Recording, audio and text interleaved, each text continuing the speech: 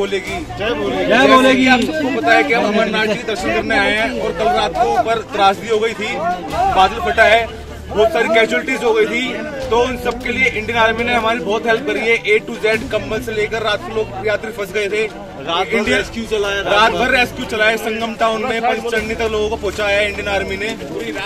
पूरी रात Indian army हमारे साथ खड़ी रही थी, लोगों को कंबल दिए, जो लोग फंसे डेड बॉडीज जो फंसी हुई है डेड बॉडीज निकाल रहे हैं। हमारे आंखों के सामने की बात है, हम लोग का दिल ही जानता है।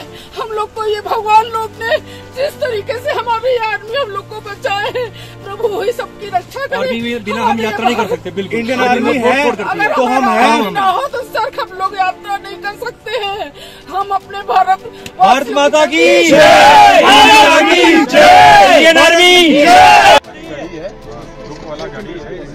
हमें माल का दुख नहीं है सर, हमें जानों की दुख है, हमें जानों की दुख है, हमें माल की दुख नहीं है। हमें उस चीज का हमें टेंशन है, लोगों की जाने गई है, लोगों की जाने गई है हमें।